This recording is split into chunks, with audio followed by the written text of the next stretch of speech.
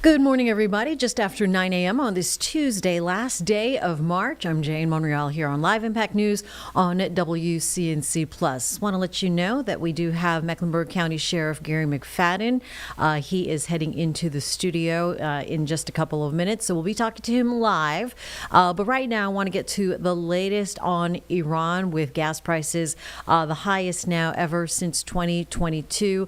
The Pentagon also wrapped up a briefing earlier just moments ago, and Alice Barr from NBC News filing this report just before that briefing here for WCNC Plus. New images from the war with Iran, with the U.S. military Central Command posting video of strikes on Iranian vehicles and aircraft, not saying when or where they happened, but noting they're targeting the regime's ability to project power beyond its borders.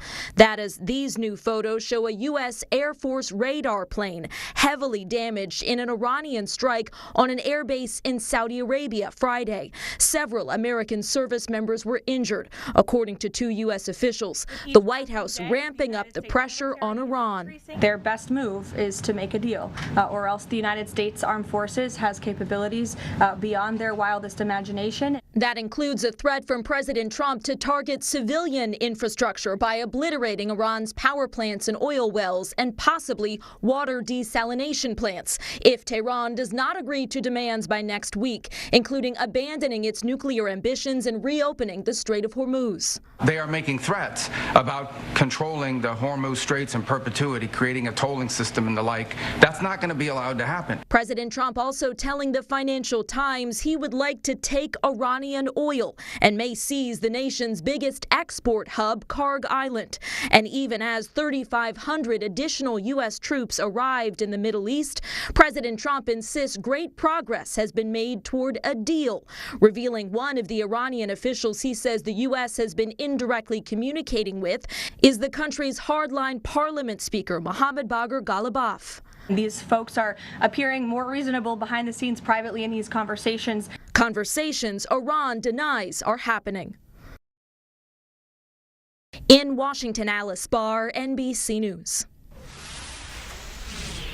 And again, a Pentagon briefing wrapped up moments ago. We will play that for you here later on this morning on Live Impact News. For now, we're going to take a little break as we wait for the sheriff to come into the studio here on WCNC Plus. We'll be right back.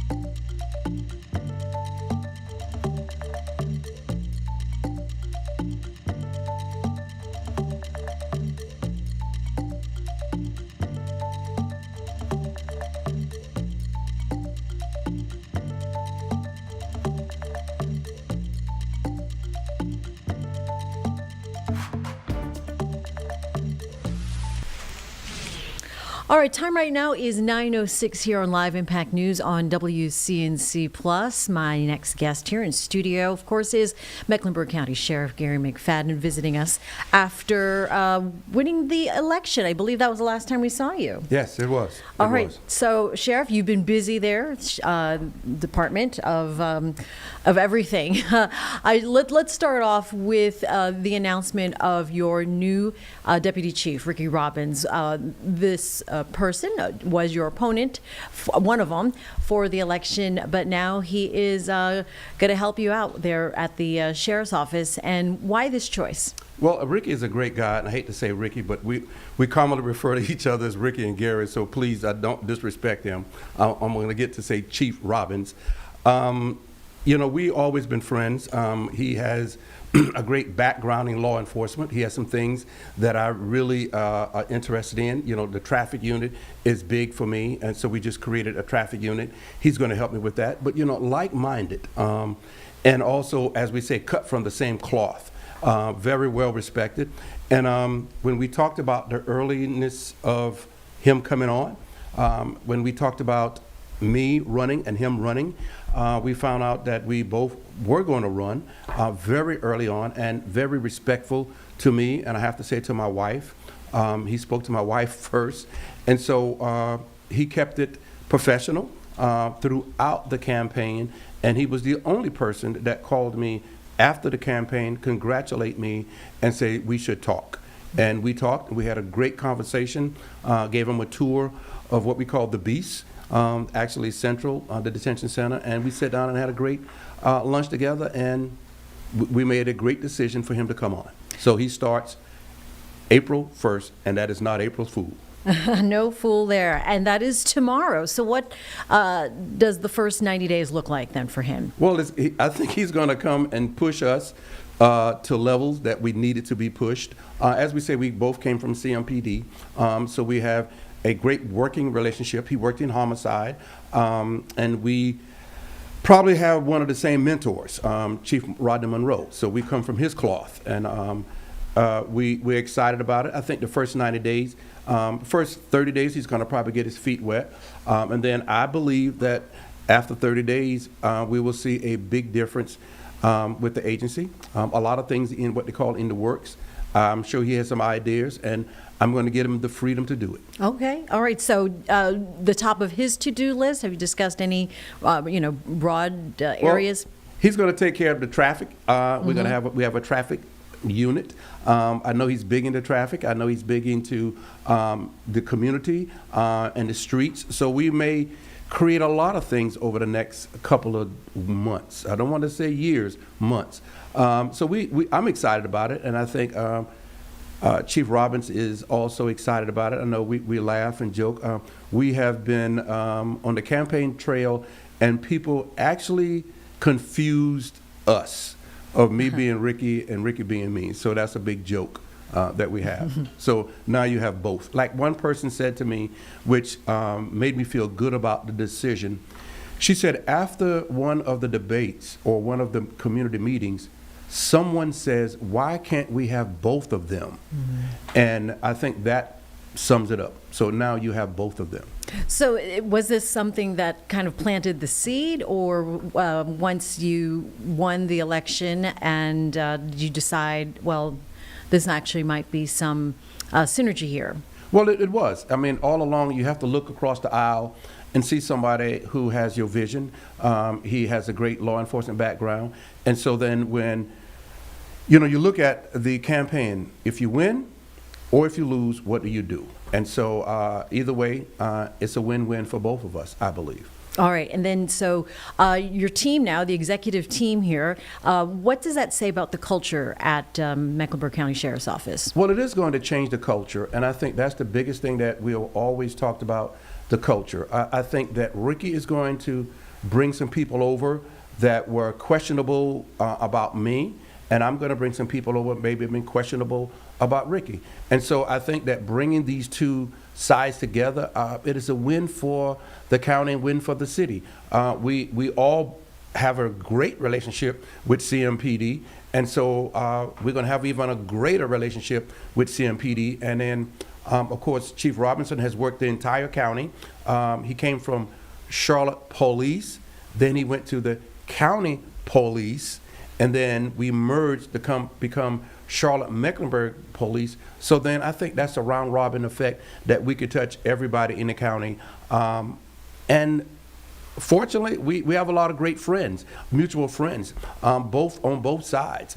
So when we talk about both sides, Republican and Democrat, and also in the community. So I think that bringing that combination together, and if the community is willing to come together for once and say, let's put our differences aside, as we did. We really didn't have a lot of differences, and say, let's make our city and county better. You sound so excited, right? I'm excited because when you really know someone, and we kind of laugh when we see each other. I know what he wants to bring. He knows my energy. I know his energy. We definitely respect each other. And so we're excited. And it's like, that's yours, Rick. You take care of that. Mm-hmm. That's yours, Gary. You take care of that. But we're going to come together and make this county great. And so I am excited about it. I'm excited about April 1st. And it's not April Fool's. We're in full force going forward. And we have a lot of ideas. And our ideas are going to be productive. And that's what I'm going to say. After April 1st, watch what happens in the city and county. We have a lot of things in what they call the hopper. We're talking about the juvenile detention center. We're talking about the traffic. We're talking about all of that. If everybody just move to a side and let us work together, as they should, we will bring you a great product. And yes, I'm excited because a lot is going to happen in the first 30 days of coming together. All right, first 30 days. We're going to hold you to that, I'm sure. You can hold me to, and I guarantee you won't be disappointed. Right. If you listen to what we're doing, we will probably make an announcement this week about a house. Think about that, a house. We're going to make an announcement about a house. A house. A house. Okay, That'll we can come. only begin to guess there. Sheriff, let's talk about the jail. All right, so a couple of weeks ago, you presented to the County Board of Commissioners that the numbers are up. Population of 45% increase in the jail population over the past year. Walk us through what's happening. And you mentioned the juvenile detention center, but for the big detention center, what are the plans there? Our numbers have increased greatly. So imagine we probably have about 300 more people than we normally don't have. So what we're doing, and I still am excited about this, we are challenged. But my staff is challenged, and so we're having these meetings, but we're going to meet that challenge head on. We're going to make additional space at the detention center. I've looked at the spaces there, and so we're going to open up what they call the G unit. The G unit has been used for programs, but now we're going to use that unit for housing. So we're going to take care of housing. Most people say that they're sleeping on the floors. They're not sleeping actually on the floor. If anybody wants me to send them a picture of the apparatus that they're sleeping on, it is a cart with a 3 to 4 inch mattress, and we have the bedding. So we're moving forward with housing, but simply because of mental health, the IRENA laws, and all the other things happening, our population is at the max at the detention center. But here's the good news. We have people who want to work for the sheriff's office now, and they are coming faster than we believed that they were going to come. In February, we had 188 applicants to come and work for the sheriff's office. 144 are the detention officers, 44 are deputies. The only thing that we are having a problem with, we have a lot of people that are using marijuana, and so that is knocking some people out of being employed by the sheriff's office. So if we can tell people, please don't smoke marijuana as much as you have in the past, and we will hire you. But we are going well. Fortunately and unfortunately for some people, we are now receiving applicants from other sheriff's offices or detention centers. We had some people who left and went to work somewhere else, but now they're coming back. And so that's a good sign. So we are doing great.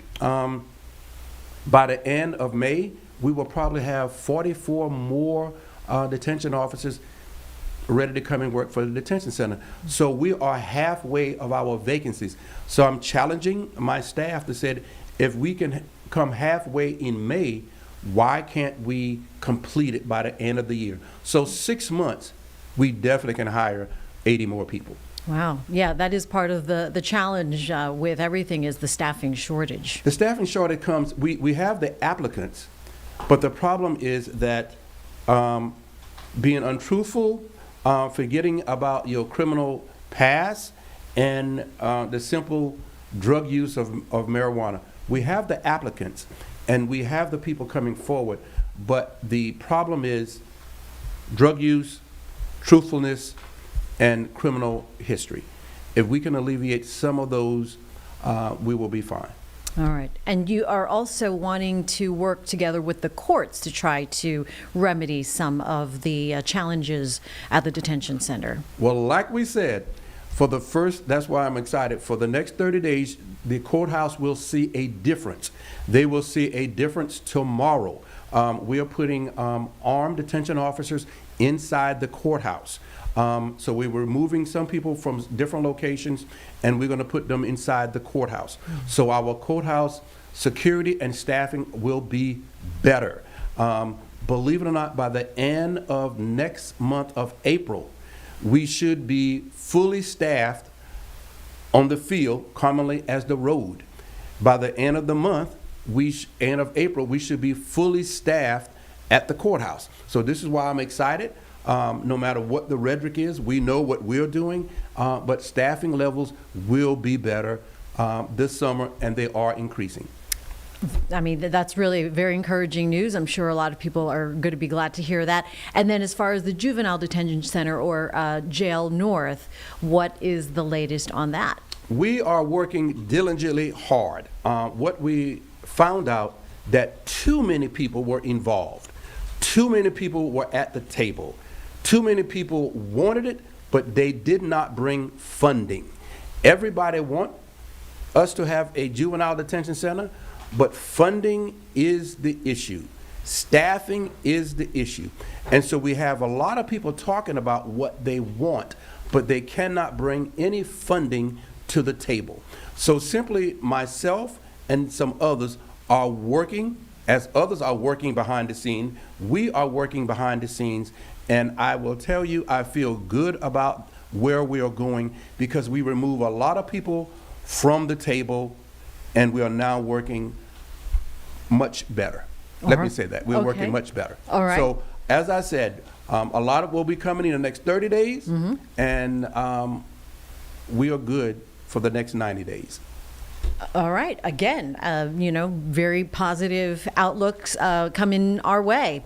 Want to change gears a little bit because this past weekend, obviously, with No Kings happening around the country, and I think we had 17 protests in the Charlotte metro area and our surrounding counties. Mecklenburg County, part of it, of course. And what does the sheriff's office do when it comes to big events like this? Well, we monitor it just like everyone else. We monitor the parks, we monitor the flow of traffic, we monitor the marches downtown. We work closely with CMPD, and if they need any additional help in areas, we would definitely supply them. But we really don't have a lot to be involved with that. Okay. We support freedom of speech, and we support peaceful protest because that's your right. And so that's probably all that we do at this point. We don't get deeply involved with it, but we support people speaking peacefully, and then we have to support safety. But we think that this is going to continue because of the way we are in America now. There's a lot of issues that need to be addressed, and of course they will be addressed by people who believe that their voice have not been heard. All right. Very good. And then still no word on any ICE operations happening or Border Patrol that is going to come into Mecklenburg County? No, we have not heard anything from Border Patrol. As we said always, ICE still operates here in Mecklenburg County. We had an agreement, love to talk about it. October 17th, we came to an agreement. That agreement is still being agreed upon by both parties, myself and ICE. And so it's not perfect, but we are working better than we ever worked before in the last 7 years. So I'm happy at the way that we are working together with phone calls, with communication, with cooperation, and with collaboration. And I'm always going to say that and give them credit for coming to the table and say, we're going to work together. Is it going to be perfect? Because everybody's going to look at this under a microscope. We're not perfect, and it's not always going to be perfect, but it is much better than it has ever been in the last 7 or 8 years that I've been in office. And so we're still looking to always have our ear to the ground if something goes on, and I am confident that if they do come back, we will get a heads up. I'm confident in that. All right.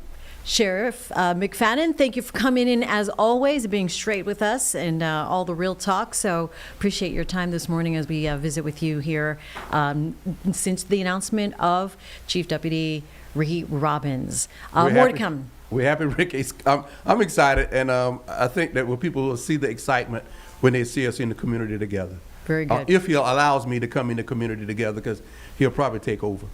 Okay. We'll see both of you together at some point, I'm sure. Thank you. All right. Thank you, Sheriff. We'll be right back on Live Impact News on WCNC Plus.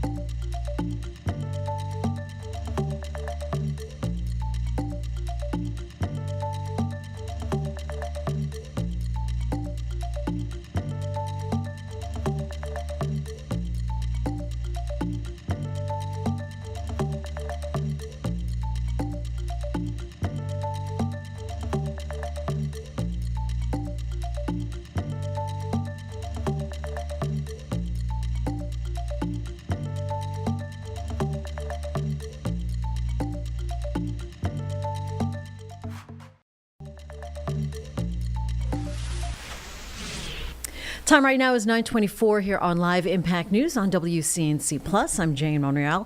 April, which starts tomorrow, is also known as World Wish Month, and Make-A-Wish is urgently calling for wish makers, everyday heroes who can really just grant the heartfelt wishes for children with some critical illnesses. So here to discuss that right now are Jared Perry, Chief Revenue Officer of Make-A-Wish America, and alum from Make-A-Wish, Aaliyah. Is it Aaliyah? Perfect. Jared, let me start with you. April again, World Wish Month. Tell us what it means and why it's so important for Make-A-Wish America. Yeah, thank you. April really is the most exciting month of the year for Make-A-Wish. It's a time where we celebrate not only the first wish that was granted 46 years ago, but we get to tell the stories about Make-A-Wish. We get to engage our communities, and we call on wish makers all around the world to join us in our wish granting cause. A wish maker is anyone who comes to the aid of a child that's receiving a wish. This comes in the form of donors, of volunteers, and communities. And we know that it takes more, on average, than 50 wish makers to make a wish like Aaliyah's come true. Wow. And Aaliyah, tell us about the wish that was granted to you. What was that experience like? Sure. So when I was 13, I was diagnosed with Ewing sarcoma, which is a rare cancer of the soft tissue, and I was treated with 8 months of chemotherapy.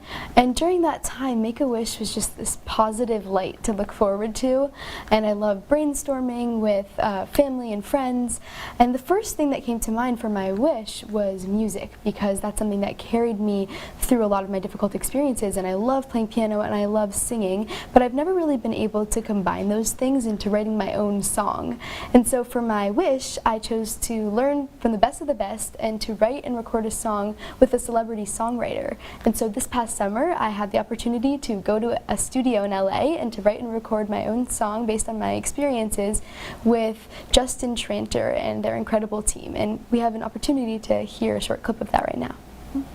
It's not that it's a secret, but honey, when I speak it, we're diving in the deep end. There's no going back. It's not that. So what you just heard is called Nice to Meet You, and it's about the difficulty of trying to explain something difficult from your past to someone that you're meeting for the very first time and navigating some of those tensions. And thanks to Make-A-Wish, I'm able to spread this message to the world, and I hope that it'll resonate with anyone who's gone through something difficult. And I learned so much from this experience about songwriting, and I'm so inspired by it, and I just had the most truly magical experience ever. Yeah, what an amazing experience. And Jared, who can be part of the Wishmaker community? You know, you said at the beginning, it's everyday heroes. It's people stepping up to give their financial resources and their time to make sure that wishes like Aaliyah's are granted. And for every one wish that we grant, there's 2 waiting. So this is an urgent call for Wishmakers to step up and help us and join us. You've heard about Make-A-Wish. Now go to wishmaker.org and find out more of how you can support the mission. All right, very good. And Aaliyah, how are you doing these days? I'm great. I'm in remission. I'm doing great. Thank you. Oh, that's so great to hear. All right, makeawish.org. Appreciate you both. Thank you for taking the time to speak to us. Thank you. And we'll be right back on Live Impact News on WCNC Plus.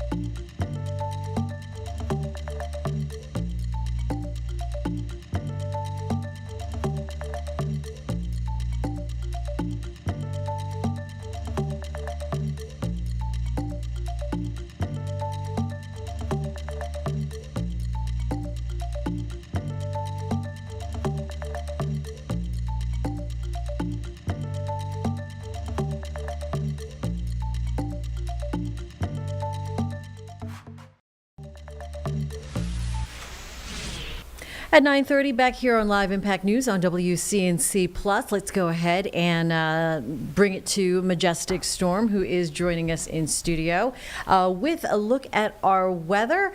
Majestic, it feels pretty nice out right now. I haven't been outside yet. I know it does, and I know today is going to be beautiful, so I'm looking forward to spending some time outside. Yesterday was nice. Did you get outside, either of you two? Was I outside? Yes, but I was in a different state. Oh, and so it was kind very of doesn't nice. count a little bit. I was out. I took Turkey on a walk or two. Yeah. So it was really nice. Was it nice out yesterday? Yeah. 70s, sunny skies. So today, 80s. That's a big story. We have love another it. warm up ahead. Okay. So here we go. Sunny skies. It's going to feel warm. We're back into the 80s today. But looking ahead, I know a lot of people have their eyes on the weekend because it's Easter weekend. Maybe you have an Easter egg hunt you want to go to. Maybe you want to head out to church with some family or have a brunch or hit the golf course. We have lots to talk about. We'll start with this live camera look. This is going to be coming in from all over the place, from Dallas to Monroe, Charlotte, up there towards Lake Norman. Generally, just a good mix of sun and clouds today, so calling for partly sunny skies. And our overall highs today planned for low 80s. Low 80s today, even warmer, and a little humidity will be noticeable through Wednesday and Thursday. Not the summertime humidity where you step outside and it hits you in the face. Not that, but if you pay attention, you'll kind of feel that the air will be a bit more sticky than it is now, and then compared to where it has been really over the last month. Really, part of our big story over the month of March is how dry it's been. It's been so dry, both everything on the ground, but the actual air, and high fire danger has been a big problem with that. So once we start to add in moisture and a little bit of humidity, this is all good signs for us. So today's the last day of March, and we are wrapping up March with a beautiful day. We're going to be heading into April with warm conditions, and then some April showers are ahead. Yesterday, 73 is where we topped off. Today, a little warmer with low 80s returning, so definitely feeling warm out there. If you work outside in the elements, it'd be a good day to work outside. I mean, it feels nice, it looks good. A light wind in place, that's always a little helpful for when you get a little warm at times. Just a small chance for a random shower as we head towards the late evening hours, but other than that, today's weather forecast is a good one to spend any amount of time outside. Little breezy at times. Those winds will be moving in from the southwest, about 20-25 miles an hour max, and there'll be occasional gusts. It's not going to be windy all throughout the day, but remember the direction of our wind, that helps to push in what kind of air mass we have. So moving in from the southwest, that'll help to push in warmer air, and that's why temperatures today, well, we're back in the 80s. 81 in Charlotte, 81 in Lancaster, Cheraw, and even low 70s today up in the mountains. So you can't go wrong. No matter where you are today, it's going to feel comfortable. And we'll have partly sunny skies. Overnight lows tonight, let's plan for a mix of 50s and 60s. So heading out the door for our Wednesday morning, I know mornings are so busy. No need to send the kids off to school with a heavy jacket. You don't even need to reach for a heavy jacket either. Maybe not even a sweatshirt, because while temperatures will be in the 60s early in the day, by Wednesday afternoon, we're nearly at 85 degrees. So another very warm day. We're going to hold on to 80s for 3 days in a row. So starting today, Tuesday, Wednesday, Thursday, we're in the 80s. Remember, quiet conditions, warmer, a little bit sticky at times. And then Friday, temperatures drop into the upper 70s, still above our average. We should be into the 60s this time of the year, but you know, these temperatures are still fluctuating all over the place. Saturday, if you have plans, Saturday doesn't look too bad at high of 81 degrees, but Easter Sunday, 75, and we will have some rain chances then. Once that front pushes through after Sunday, our temperatures drop into the 60s, and yes, it's going to feel cooler, but that's more so what it should feel like when we're talking about the beginning of April. We need the rain. I know you're probably sick and tired of all the meteorologists saying that, but honestly, you're probably thinking the same thing. Things are getting dry out there. The pollen is just terrible. We all just need a good washing of some rain, and within that, we're concerned about how everything is dry, and right now, we're still looking at the entire state of North Carolina under a burn ban until further notice. Just a couple days ago, South Carolina, they lifted theirs, but they were also under a burn ban. So all the Carolinas were under it. Now at this time, it's North Carolina. So I would suspect that in the next couple of days, once we start to increase the moisture in the atmosphere, so that humidity, once we start to increase the moisture, we actually get a little rain showers, possibly a few storms. Hopefully that'll help. Today's very pleasant. I mean, you're not feeling that stickiness in the air at all. We're still working with very dry conditions. Dry air is really what I'm talking about.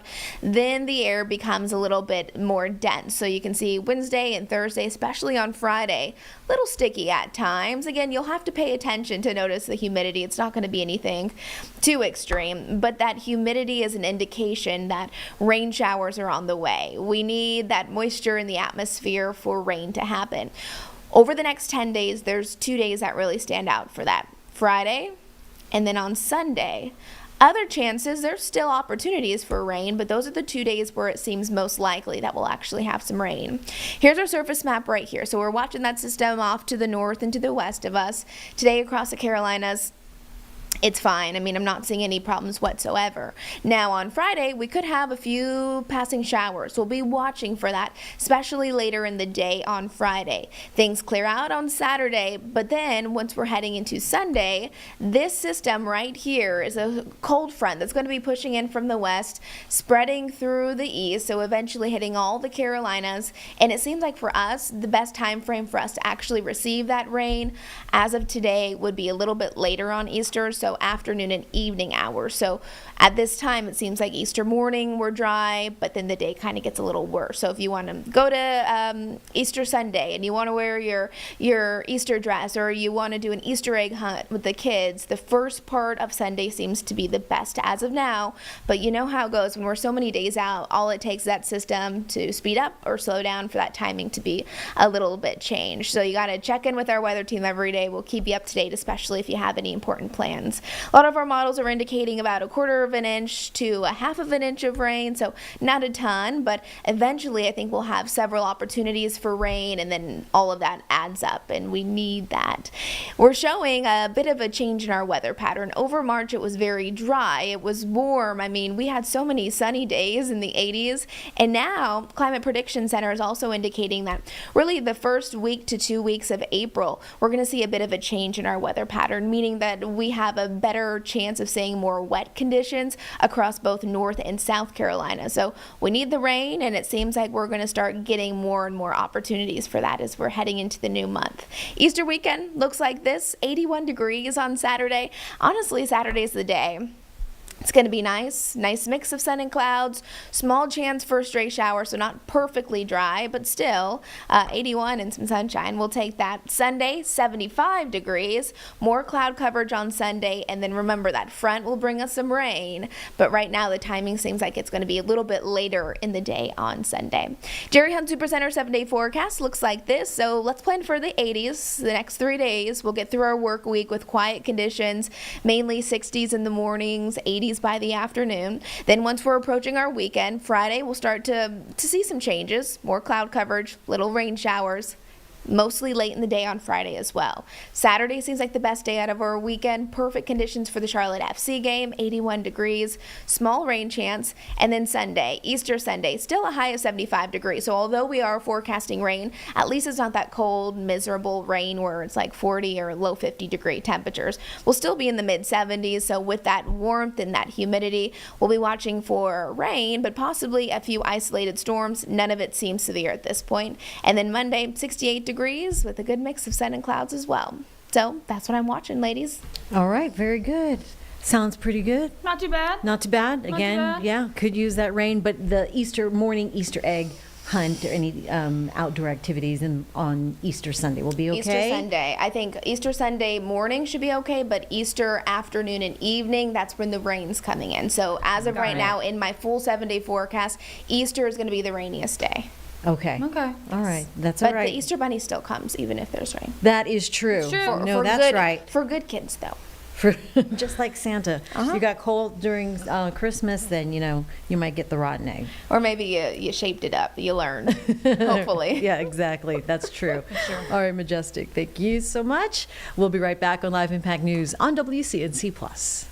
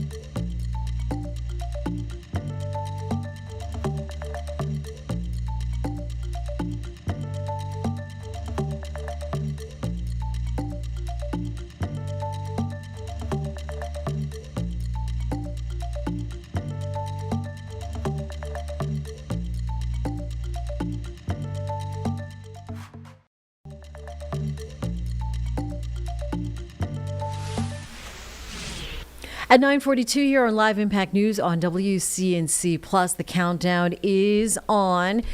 Just over 32 hours now before Artemis 2 launches. This is going to be a 4-person crew traveling around the moon, and we are counting down with it. So we have got you covered there. A live look there at the launch pad out of Cape Canaveral. The astronauts are in quarantine as we speak, and in about an hour, I will be speaking to another NASA expert. So with that, we want to play a press conference that happened yesterday late afternoon, getting us all caught up here on WCNC Plus. You are looking live at Pad 39B, where the Artemis 2 rocket and spacecraft stand poised for liftoff later this week. Good afternoon and welcome to NASA's Kennedy Space Center for our L-2 briefing. I'm Courtney Beasley, NASA Communications Specialist, and I am joined today by our Associate Administrator, Amit Kshatriya, Charlie Blackwell-Thompson, Launch Director, John Honeycutt, Chair of the Artemis 2 Mission Management Team, and Emily Nelson, Chief Flight Director. We'll be taking questions shortly from media here in the room and through our phone bridge, but before we get started, we will kick it off with some opening remarks from our panel. Amit. Afternoon. Let's see, we just wrapped up our L-2 Mission Management Team review, and the team pulled go to proceed towards the planned April 1st launch attempt. The MMT walked through the usual readiness items, vehicle status, ground systems, flight hardware, and the integrated launch operations timeline. We also reviewed the most recent engineering assessments, program level preparedness, and any open items from earlier reviews, in particular the agency FRR. After thoroughly walking through each of these areas, the team concluded that everything continues to look good, and there are no issues preventing us from pressing ahead at this point.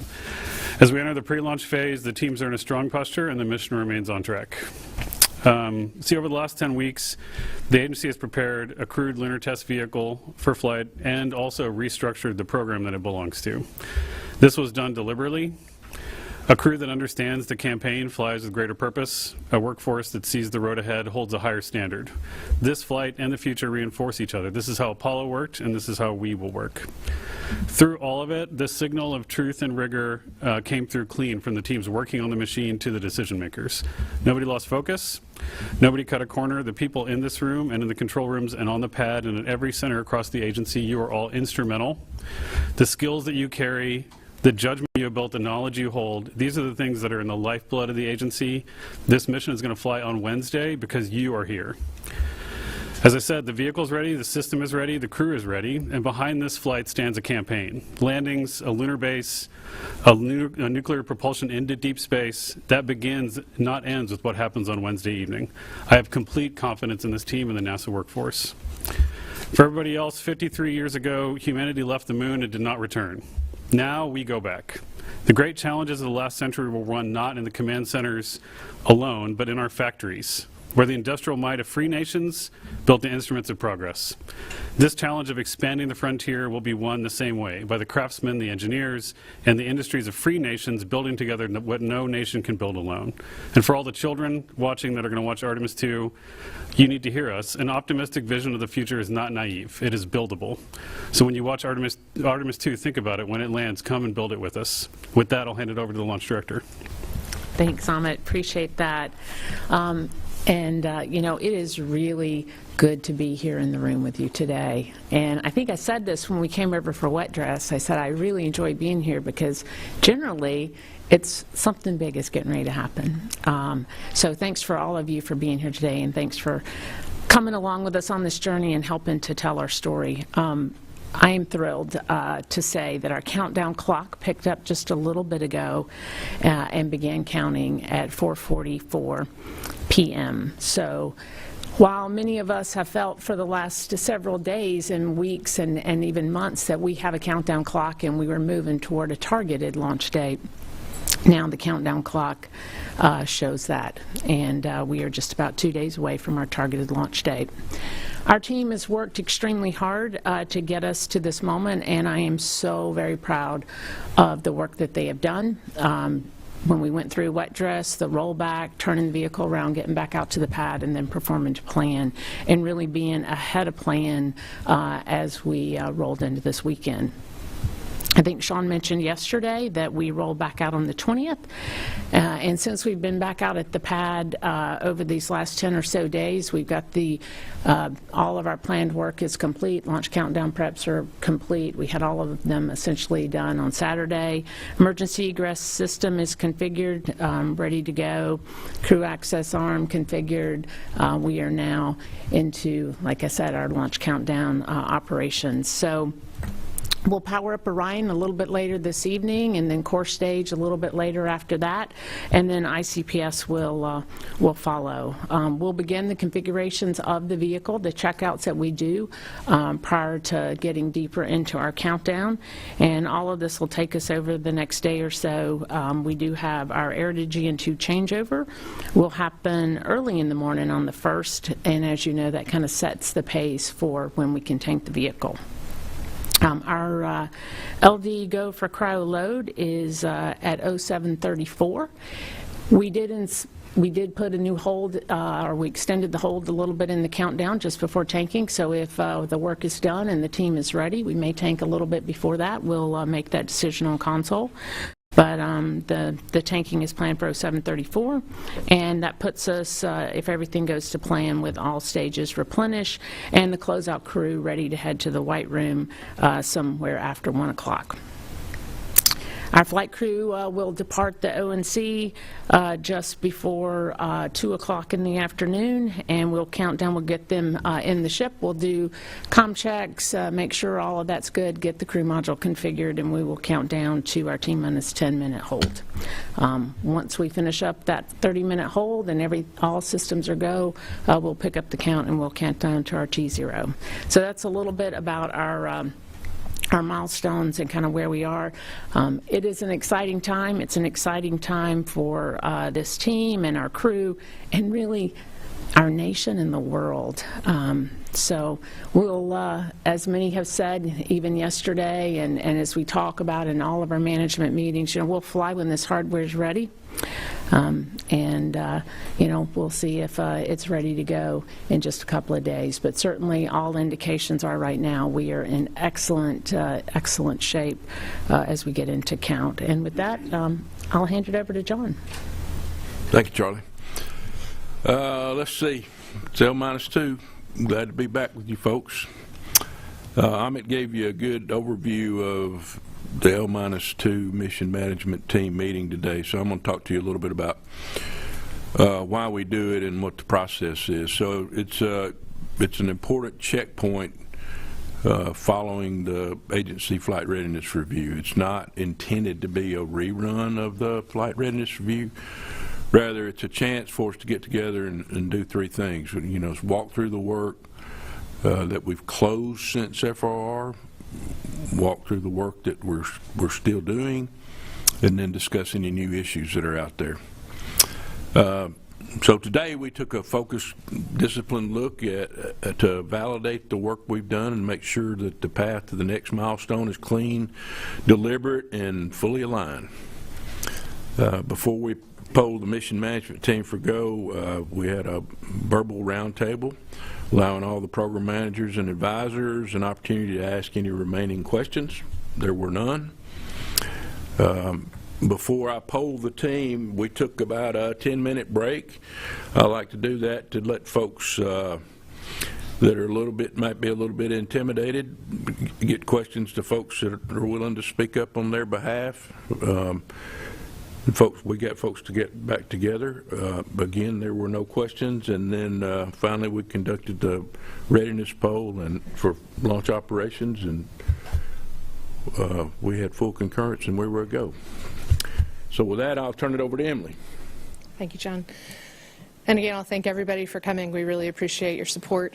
Our teams in mission control and our crew members have spent the last over a year, 2 years, dedicated to training for this particular mission, developing all of the products associated with this flight, and they are ready to go. Our crew members, Reed, Victor, Christina, and Jeremy, they've spent the last couple of days here at the Cape since they got here on Friday, getting an opportunity for some rest before we work them very hard. They are getting an opportunity to spend some time with their families. Tomorrow they'll get a few last-minute briefings and meetings with some of the team before they head into launch day, as Charlie spelled out for you. As we come to this really exciting moment, the opportunity is immense for us to finally get the opportunity to send our crew farther than anyone's gone before, and it's an incredible moment for the Artemis generation, and we're excited and we are ready to press. I got the opportunity to talk with Reed earlier today, and when the teams are ready and when the spacecraft is ready, the crew is ready and excited to go. So with that, I'll hand it back over to Courtney. All right, we will go ahead and kick off our Q&A portion of the briefing. If you have a question here in the room, please raise your hand and we will get the microphone over to you. We'll start right here in the front.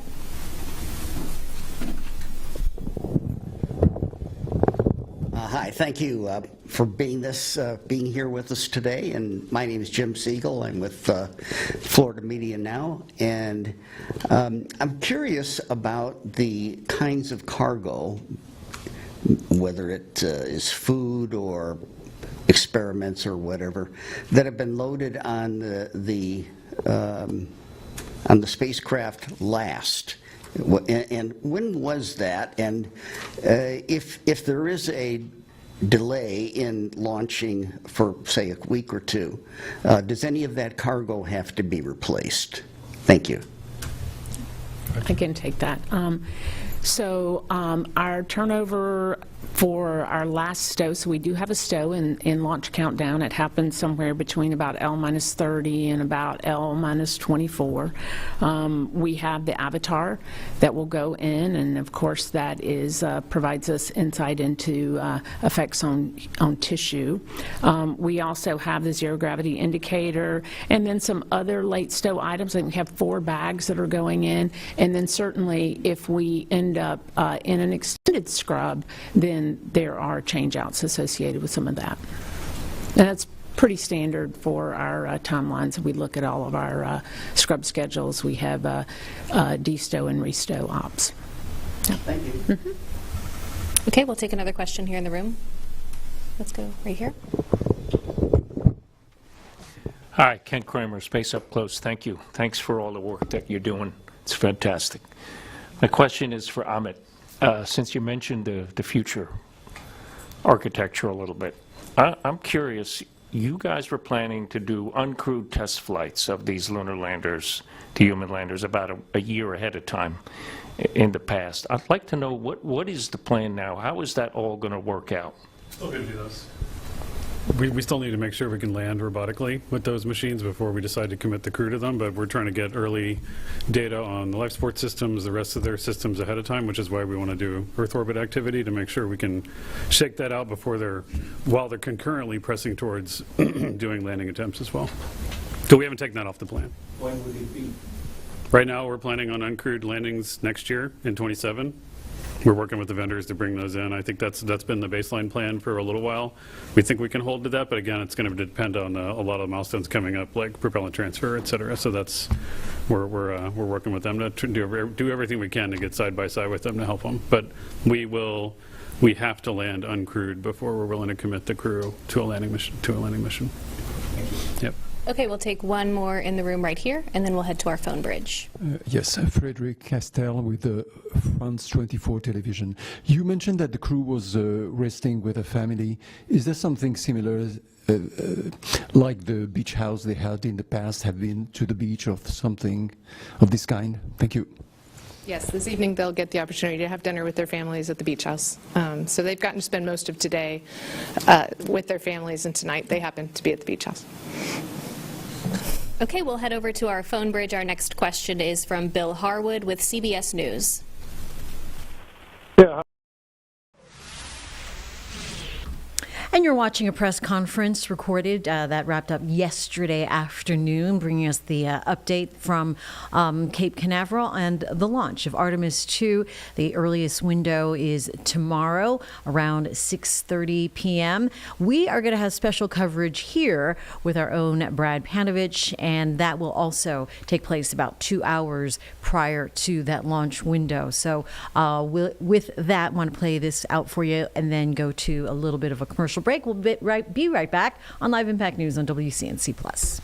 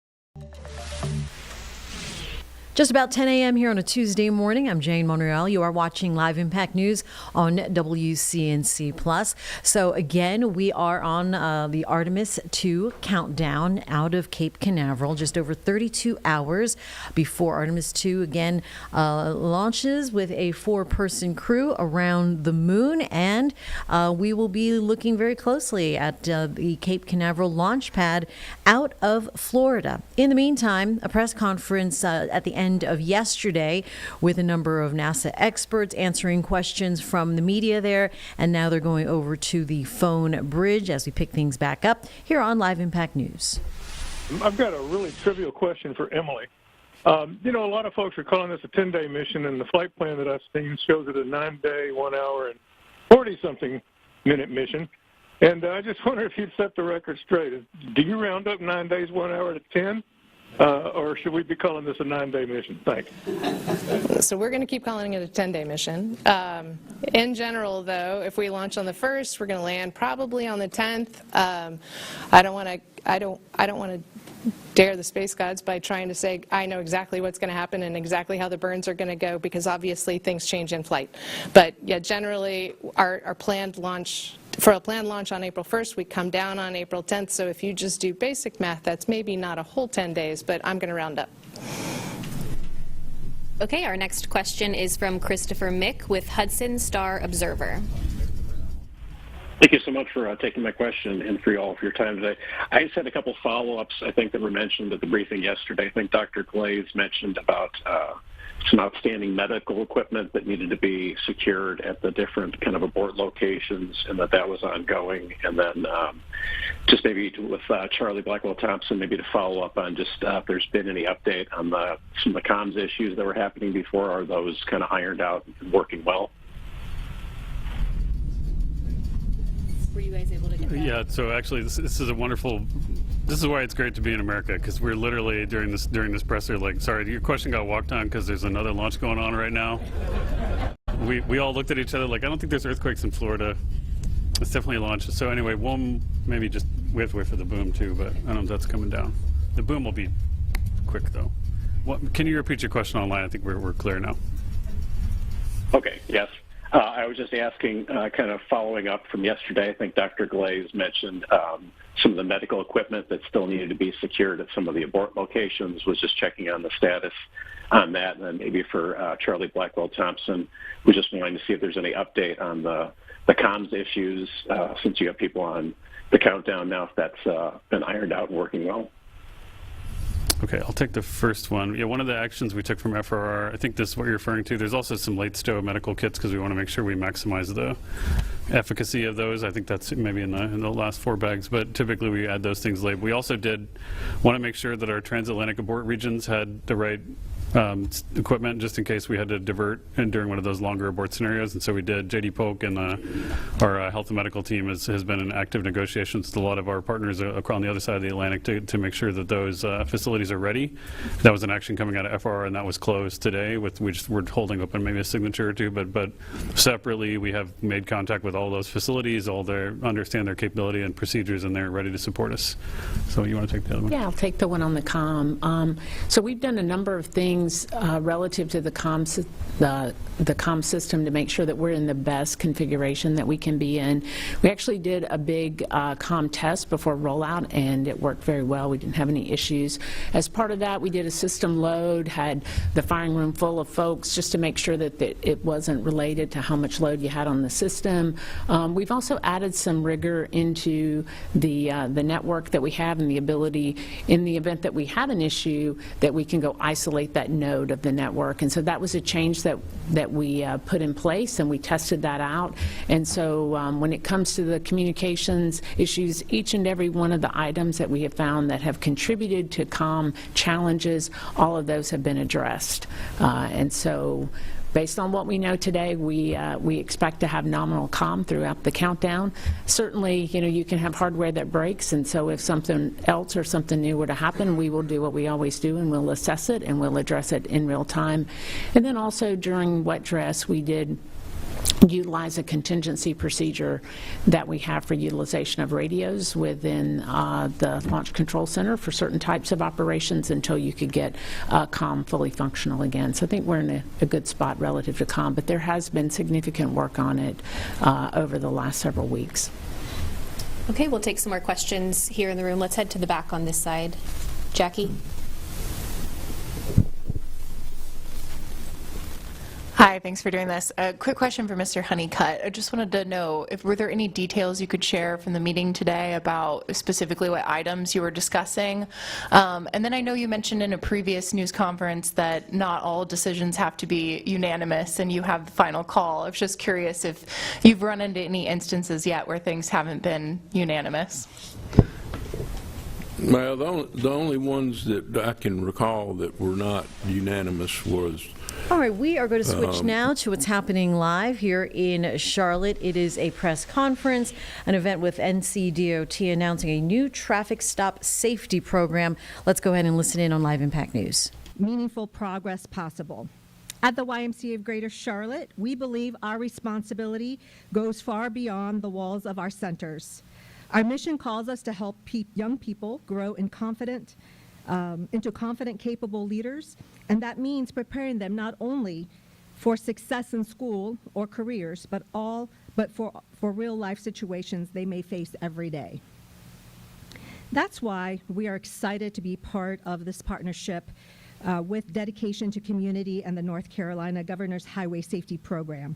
Alongside our partners at the YMCA of the Triangle. Again, they're joining us with this partnership to bring the Traffic Stop Safety Program to our teens and families. This initiative gives young drivers knowledge and confidence they need to navigate traffic stops safely, respectfully, and without fear. This work connects directly to our strategic pillar, which is really focused on equipping our youth, the next generation of change makers. Through our teen programs, leadership development efforts, and community partnerships, we are committed to giving young people the tools they need to make good decisions, build trust, and stay safe. We are proud that this program will be incorporated into our teen programming here at the YMCA, where we have the opportunity every day to help young people learn, grow, and prepare for the future. And we do have our Vice President of Teens Experience, Jamarian Young, in the back, if you want to stand, who's going to really help us activate on this. So again, thank you for being here today and for your shared commitment to keeping our young people and our community safe. And with that, I'd like to introduce Quentin Williams, CEO of Dedication to Community.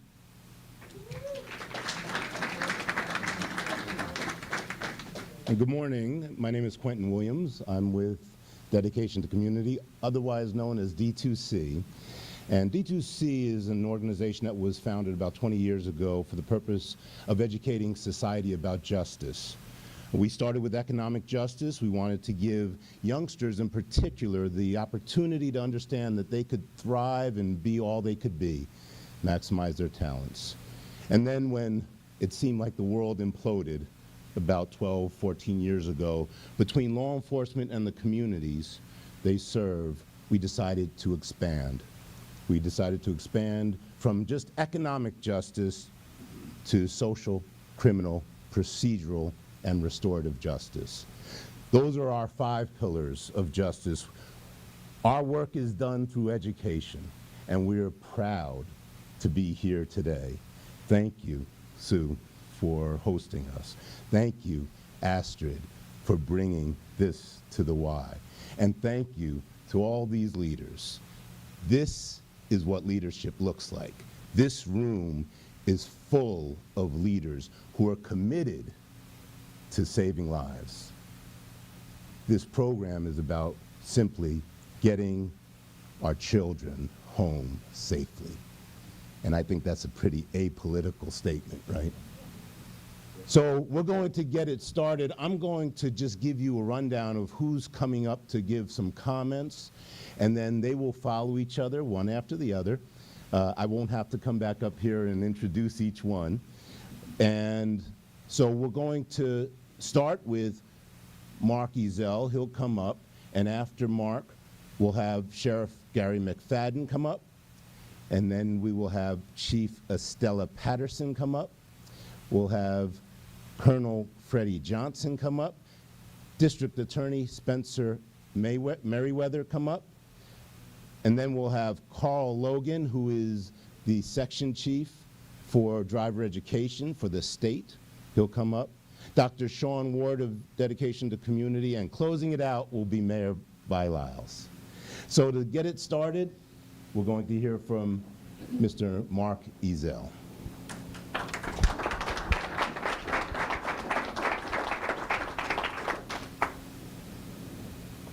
Thank you, Quentin. It is such an honor to be here, especially in such distinguished company here in the Queen City. We're honored to have, of course, Congresswoman Adams here, several members of the legislature, Representative Earl, Representative Logan, and others, and such a great panel of speakers. Now, you've only got 10 of us up here to speak, and I promise you that I'm probably going to be done by Wednesday. So sit back. There's a cafeteria here if needed. But it is really an honor to be here. It's especially an honor to see my friend Stella Patterson, who you all were kind enough to loan to us for a few years in Raleigh, as the chief, and glad she's now here in her rightful home again as chief in as Charlotte PD. I want to thank all of the partners in this room, especially the YMCA that has hosted this and brought together so many community leaders. When Governor Stein appointed me to this position, he made it clear that our mission needed to be a simple one, and that is to make our roads safer for everyone and to save lives. We're so excited to have the many tools in the toolbox that we have to help save lives. Among those, our law enforcement partners, many of whom are here today, our education partners, the school system and others. We know the importance of empowerment, and we know the importance of providing people with the tools needed to navigate real-world driving situations with confidence. And part of our job is to give communities those tools so that people can, in fact, navigate with confidence. It was that mandate from the governor that helped to bring about this partnership with Dedication to Community. We are proud to support this program as it addresses a critical and frankly a little bit overlooked concern, and that is how young drivers safely and confidently navigate traffic stops. Driving is stressful. It's stressful in my town, it's stressful in your city, it's stressful everywhere. Magnify that with being an inexperienced driver. Magnify that with being an inexperienced driver with blue lights flashing behind you. The stress simply can be very difficult. And in those moments, that uncertainty can lead to fear, it can lead to confusion, and it can lead to actions that unintentionally can escalate the situation. This program and this work that D2C is doing seeks to change that. D2C is helping equip young drivers with the knowledge and the confidence that they're going to need to stay calm, respond appropriately, and prioritize both their safety and law enforcement safety. This is really, as I said, this is not done as much as it should be nationally. It's the first program of its kind that I know of in North Carolina, and it represents an incredible step forward. When drivers understand what to expect and how to respond, we can help create safer interactions and ultimately safer communities. What we're going to be doing by funding this project is placing this in the hands of so many dedicated people at D2C and others in this room. This partnership reflects what we believe at the Governor's Highway Safety Program, which is that the most effective safety solutions come from working together in partnership. We're grateful for D2C's leadership and the innovation around this initiative, and we look forward to seeing the impact that it will have all across North Carolina. Thank you.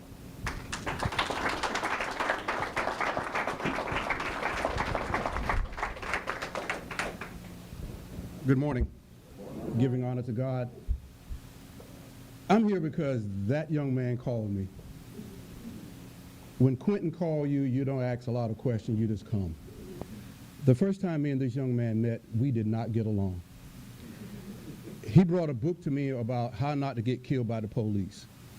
And I think that sparked a conversation between me and him about 20 years ago, and I challenged him. But then I found out that he did know a little bit about law enforcement because he's ex-FBI, and then he did play some football at some small college called Boston College. And so then we challenged each other, and all of a sudden, he created more than we could handle. And at that point, he put me on the board of one of the original board members of this great organization, D2C. And I thought I got rid of him. And I thought he went away, and then he drags me to Florida every year, and we speak to law enforcement, and we speak to children, and we speak to a lot of people. But why I know Quentin, I'm sorry to call you that, but because when we're sitting in the airport, he has me dragging me around. Why are we doing this? But when he told me the story of his encounter as a law enforcement officer with law enforcement, and he could have easily lost his life that night, I clearly understand why he is always going to make sure that we get our children and even ourselves home safely. So when he called me again and said, I need you at the Y, I did not know we were going to be in North Carolina as much now, but I can see that we will. And he will have the full support of the Mecklenburg County Sheriff's Office from day one, and that is today. And so he doesn't have to sell this to me, and he shouldn't have to sell it to you, because this young man simply wanted to do one thing: allow our children and allow us to get home safely each and every night, nothing else. And so we are committed, and we always will be, and I'm sure now, since you're going to be back in Charlotte, you're going to be calling us.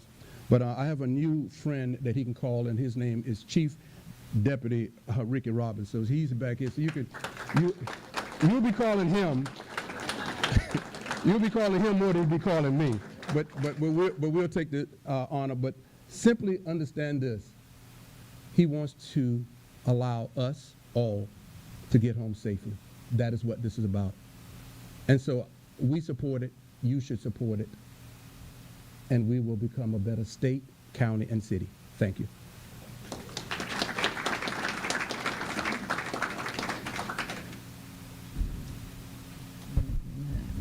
Good morning, and thank you for the invitation to provide brief remarks today.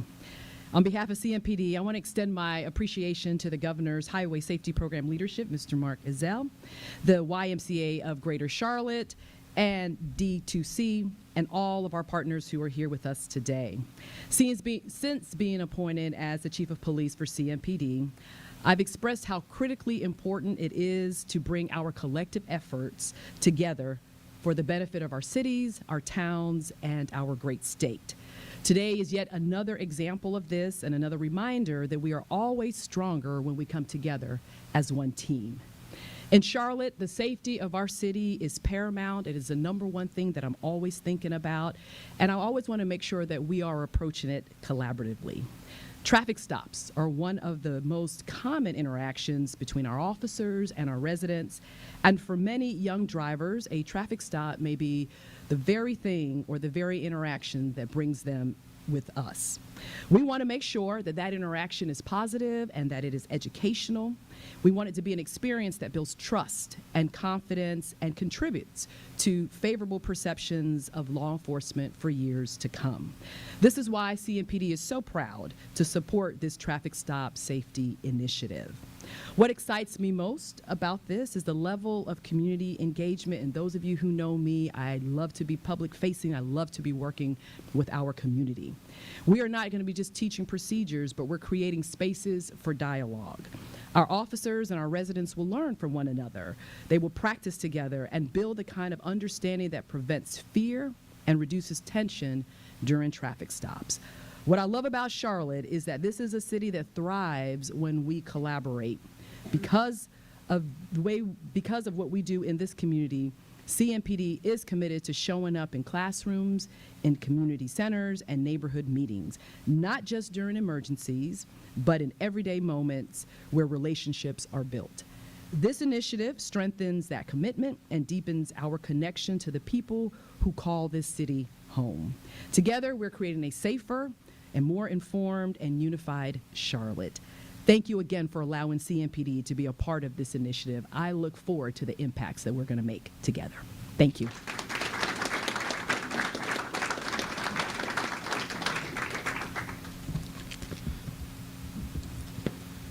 Before I get started, I do want to say this is the nicest YMCA I've ever been to. Look, it's great to see everybody. We got a lot of key partners here. Congresswoman Abbs, good to see you. General Assembly is here. Thank you for being here. Good morning, everyone. I'm Freddie Johnson. I'm the commander of the North Carolina Highway Patrol, and I'm here on behalf of Governor Stein and all the men and women of the Highway Patrol. And we are honored to be here today for the unveiling of this important traffic safety initiative. I would like to recognize Director Ezo as a long-standing partner with us and the North Carolina Governor's Highway Safety Program. We thank you for being here today and help dedication to the community spearhead this amazing program. Like you said, this is the first of its kind. Mayor Lyles, good to see you, ma'am. I always enjoy this. I know Chief Patterson is a good friend of mine. I have a lot of admiration for this area. And to Ms. Glass, we thank you again for the YMCA for hosting this event. Like I said, it's a really nice facility you have here. Again, I want to extend my gratitude to Chief Patterson. I thought when she left Raleigh I wouldn't see her anymore, but I see her a lot. But again, like I said, there's a lot of key law enforcement agencies here, community leaders, and advocates who are committed to making our roads safer for everyone. To Mr. Williams and the entire team here at Dedication Community, we applaud your willingness and your eagerness to bring safety to the forefront when it comes to our youngest drivers on our roadways. I don't know if you do this stuff, but you and I have we encountered each other at Quantico, so I do remember you, sir. Yes, sir. As members of the law enforcement profession, our mission does not simply stop with enforcement. Rather, a much larger component of our mission centers around education and awareness. In North Carolina, as well as throughout our nation, driving a motor vehicle is a significant part of our daily lives. And while we strive for seamless and orderly travel on our state's roads, the fact remains that drivers on our roads have a wide variation in their years of experience behind the wheel. Even the circumstances for which someone is driving a vehicle can vary greatly from person to person, and inevitably mistakes can happen, with the end result being a traffic stop on the roadside. Every day, our troopers come into contact with drivers on the roadside with the end goal of not just being enforcement, but rather encourage safety, alertness, and an overall commitment to driving responsibly. This partnership with Dedication to Community, the Governor's Highway Safety Program, and law enforcement agencies such as ours is truly unique in that it stresses the importance for drivers, particularly our youngest and newest drivers, to truly receive and reflect on the underlying message behind any given traffic stop, and an underlying message that their life is important to us. Safe driving is a shared responsibility, but enforcement alone is not the solution. Real change comes when we connect with the people on a personal level. Dedication to Community is doing just that, and we are proud to stand alongside you in delivering this message. Through education and community engagement, we can make a difference, and together we can save lives. So thank you for allowing the Highway Patrol to be a part of this and inviting us to be here today. Thank you, and we look forward to working with you.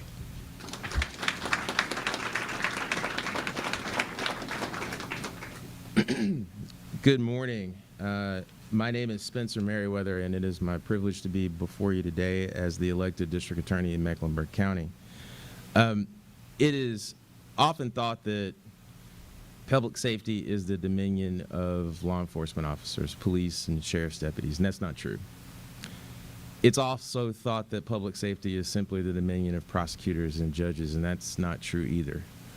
Public safety belongs to the public, and that's one of the reasons why it is so impactful to be welcomed into the YMCA, an organization that we don't often think about in terms of public safety, and yet taking some level of ownership along with Dedication to Community to get involved in this effort is really significant.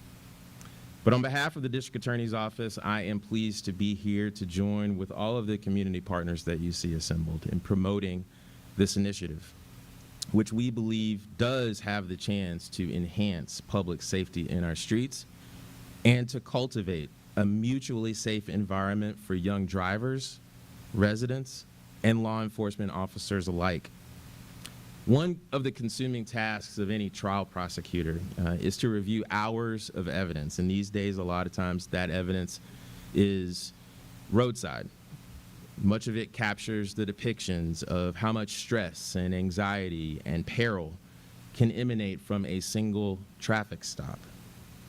But with a prepared workforce and an educated public, police traffic stops can be employed as the short and the orderly and necessary tool that they are indeed intended to be, to preserve, protect, and defend our right to a public peace. But when that clear communication is not prioritized, when our public is not educated, and when the anxiety and emotion of that interaction is not acknowledged and not regulated, again, drivers, officers, and even bystanding citizens can get hurt or worse. But informed citizens and well-trained officers of the law can ensure. You've been watching a live press announcement from NCDOT and other local agencies talking about a new traffic safety program. We're going to be right back on Live Impact News on WCNC Plus.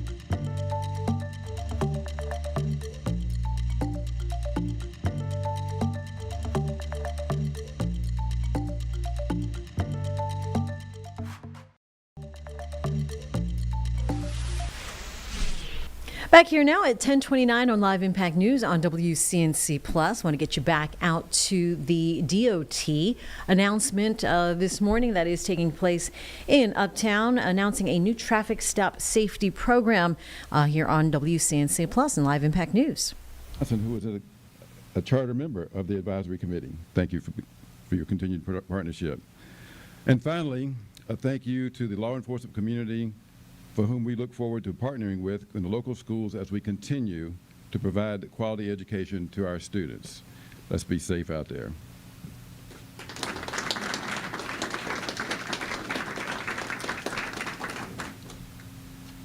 Good morning, everyone. This is what partnership looks like. This is how collaboration feels.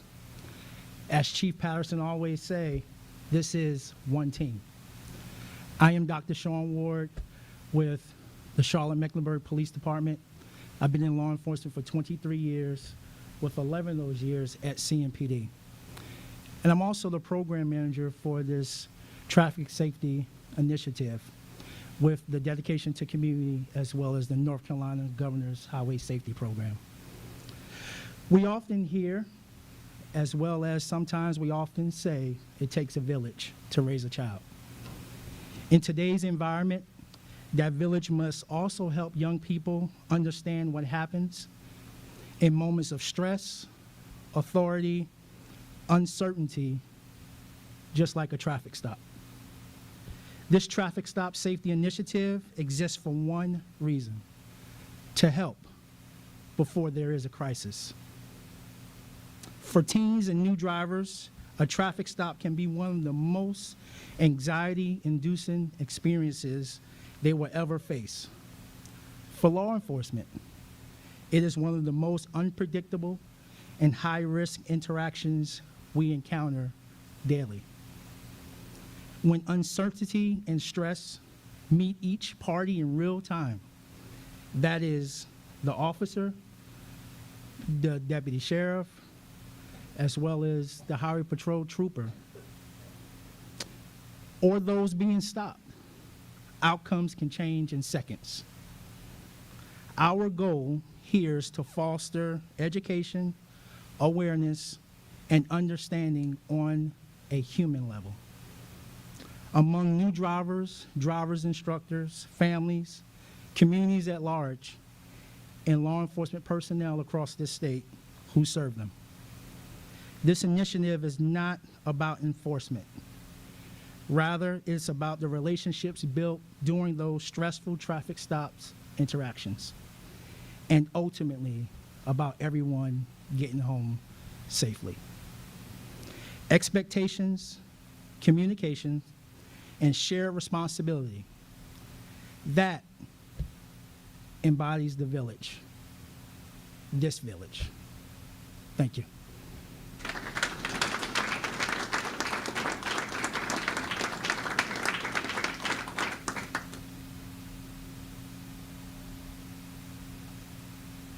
Thank you. I think I'm a little bit shorter, so thank you guys. First of all, I want to recognize all of you for coming here and being a part of this today. What makes a difference is when people like you say, we're going to do something that's going to be meaningful, and you have done this today. So I want to say thank you all for being here. I want to thank the governor's office for all the work that they've done. You know, if this had happened when my brothers were driving school buses instead of cars and doing a lot of things they probably shouldn't have been doing, we'd be better off. At least I'd be better off because I was the only girl, okay? But I want to say this, that's what's important now is what we do now. We can't just go backwards, we have to go forward, and we have to make this happen. I want to do this, and I want to ask two of my colleagues here who are joining us, I mean the whole delegation, everyone, the Congresswoman to be able to come here. It just shows you how much it means for us to do well and what you can do and have possible. So Dante, I wanted to have you and JD please stand up so that we can know that we have this.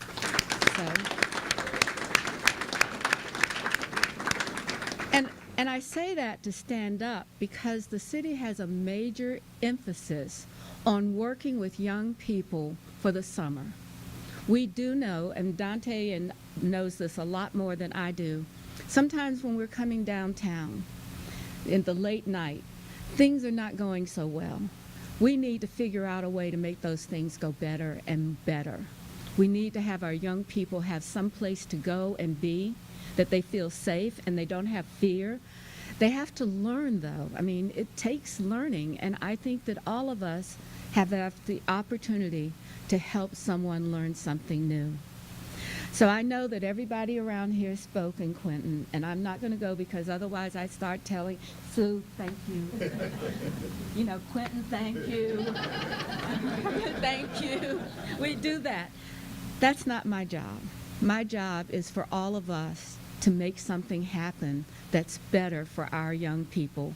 So thank you for doing that, and let's just make sure that we find out how we can get young people to stay safe in any way possible, whether it's a job, whether it's something that they've done with driving, but let's just make sure that the people in this community have the children in this community have the right to thrive and be healthy and be part of our community. Thank you very much.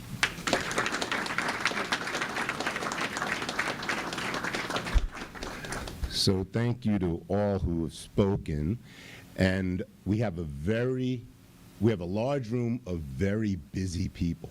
Everybody has someplace to be right after this, but we want to spend a few moments taking questions and having some of our panelists answer those questions. Before we do, it's important to know who is going to be delivering this education. Aside from Sean and yours truly, we have Jeff, if you would stand up, Jeff Fletcher, former CMPD officer of 20-plus years.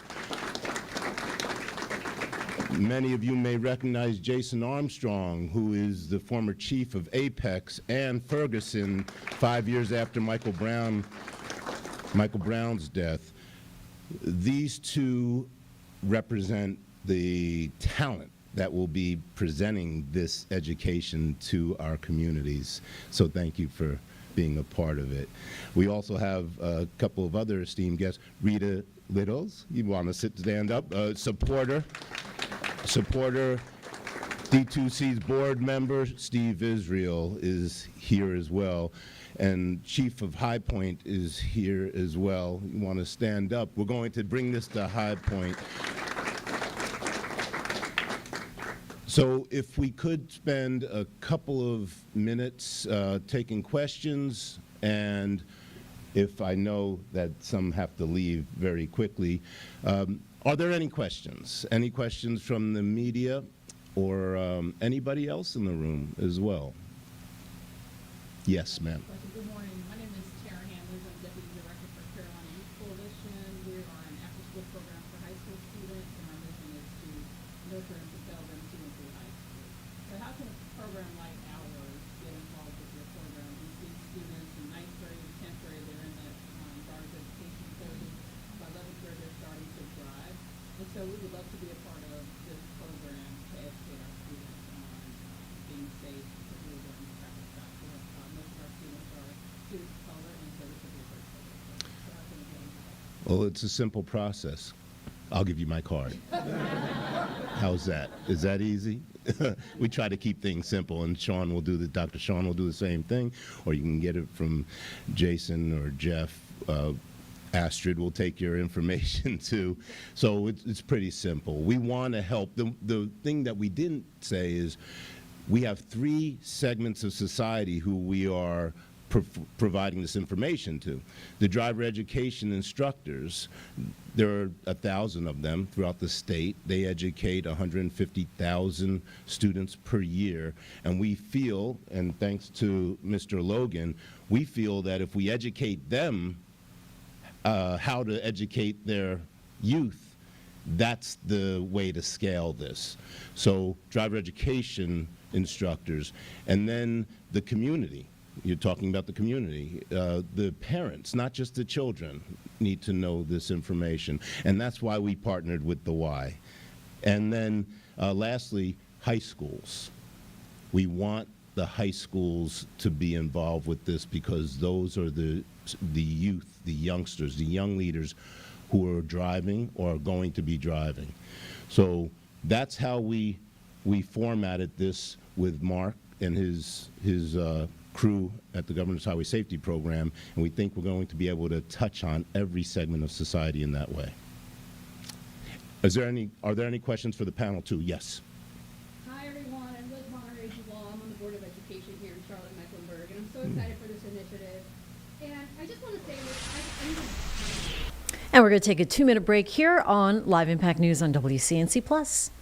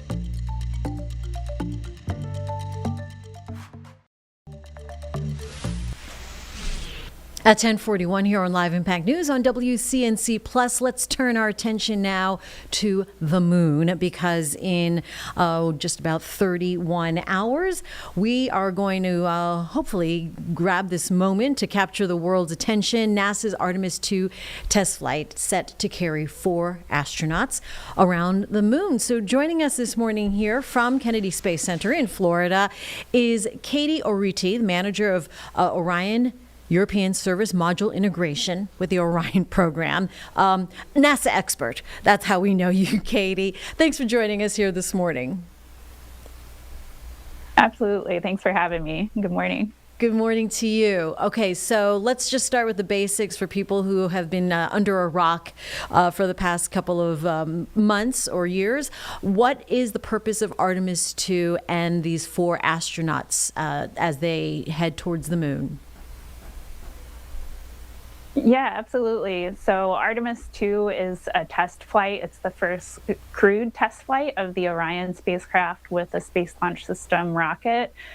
We flew Artemis I a couple years ago. That was an uncrewed test flight to do an initial checkout of our systems.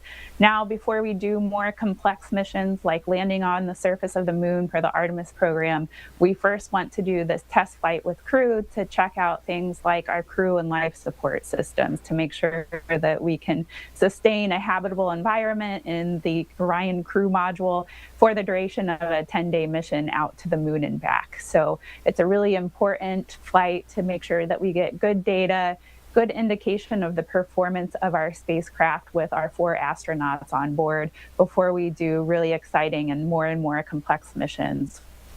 What can you tell us about the crew, the 4-person crew, and what is training like for them?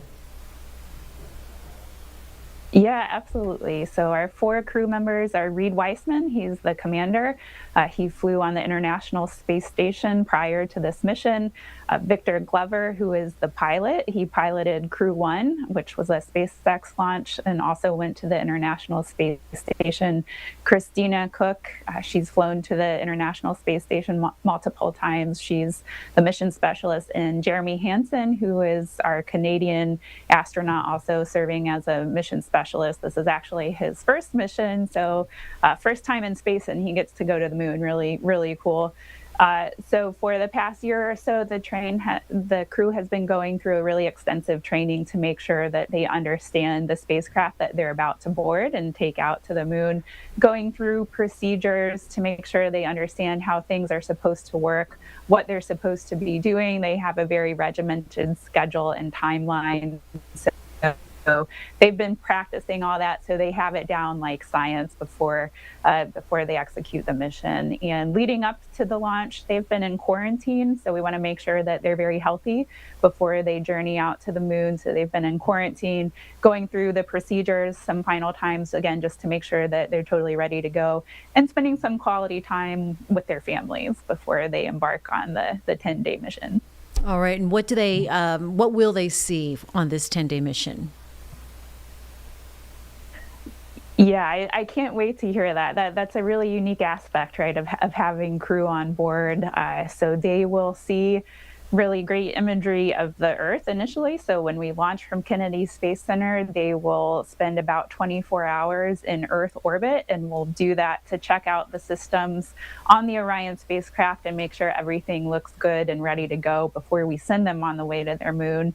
As they're journeying towards the moon, the Earth is going to be getting smaller and smaller, and the moon is going to be getting bigger and bigger. And as they get close to the moon, the crew will be looking out their windows, looking at the surface of the moon. They've actually been trained by our NASA scientists to look for geographical features on the surface of the moon. So they're going to tell us what they see. And then I think probably the most exciting, and what I would encourage all of your viewers to follow along, is the Earthrise. So as the crew circles around the moon, they'll go towards the backside of the moon, and as they exit out of the backside of the moon, they will actually see the Earth rise from behind the moon. It'll be similar to the iconic images from the Apollo 8 mission. So I know that inspired a lot of the Apollo generation, and I hope it has the same effect, and that everyone will follow along for that Earthrise imagery before the crew comes back to Earth. Oh my gosh, it is so just dramatic and overwhelming. It's amazing. And Artemis, too, real quick, the preparation for something like this and then moving into future missions, what does it say about our preparations to eventually go to Mars? Yeah, that is what the Artemis program is all about. It's about building on the foundation and what we learned from the Apollo programs and the International Space Station. Now, initially, our goal is to set up an enduring presence of humanity on the lunar surface for exploration and scientific purposes. But it'll also teach us a lot about what does it take to have humans living on another planetary body really far away from Earth, and we'll take all of that learning, all of that technological advancement, and apply that to things like eventually getting humans out to Mars and onto the surface. Amazing. Anything else that we should know this morning, Katie? I would just tell everyone this is a very historic moment. It's laying the groundwork for what's ahead for the future. So I hope everyone will follow along and know that this is also your mission. This is your crew. They say all the time that they're doing this for all of humanity. So it's not just for NASA and the employees that are working on it. It's for all of you as well. So I hope you'll follow us and share in our excitement with what's to come. We certainly will here in Charlotte. So, Katie, thank you so much for joining us this morning. Appreciate your time. Thank you. We will be following along with our own Brad Panovich as they are going to cover the launch tomorrow, about 2 hours prior to the first launch window. Our own Brad Panovich, as well as Betsy Kling, will do our own countdown to the Artemis II launch, which, by the way, is now over 31 hours away as we count down with them. The first launch window will happen tomorrow around 6:24 p.m. And then the Artemis countdown, Return to the Moon countdown show here on WCNC Plus will start around 4:30, 2 hours prior to that first launch window. All right, we'll be right back on Live Impact News on WCNC Plus.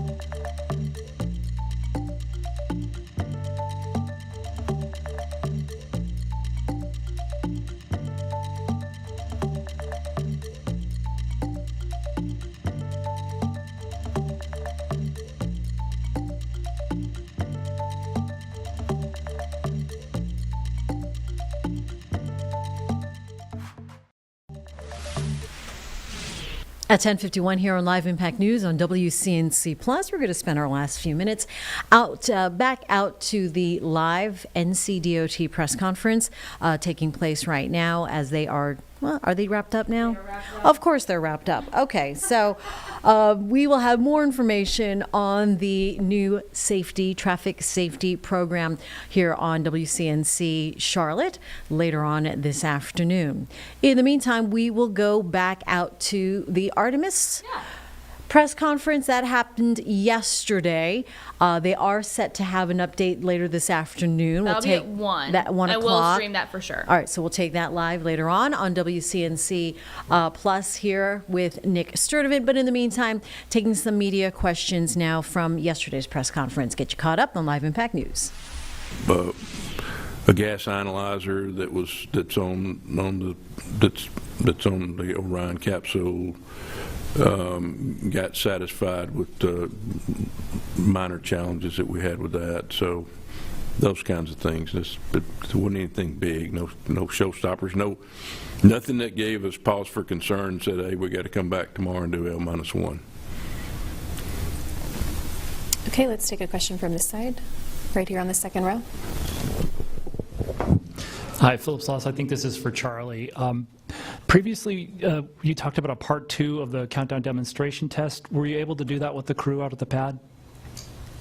So part 2 of the countdown demonstration test was intended to be a walk down of the emergency egress system and just a refresher. We are doing a refresher with them this evening, actually, in a briefing format, and they have been back out at the pad and have had an opportunity to take a look at it. But in terms of calling it a CDT Part 2, we did not do the CDT Part 2 procedure, but we certainly will be covering the material with the crew tonight just to make sure that it's exactly as they remembered it and they have had an opportunity to be out at the pad. Okay, let's come up to the front up here. Thank you very much. Tarek Malik with Space.com. I think for Charlie, it sounds from what you're saying that everything seems to be going extremely smoothly. I'm curious, are there any open items with the vehicle at all right now? And if not, like what are the key, I guess, checks between now and tomorrow, that you're looking for to make sure that all the boxes are checked, the I's are dotted, et cetera, for that? It's a great question. This pad flow has gone extremely smooth, and we have been on plan or ahead of schedule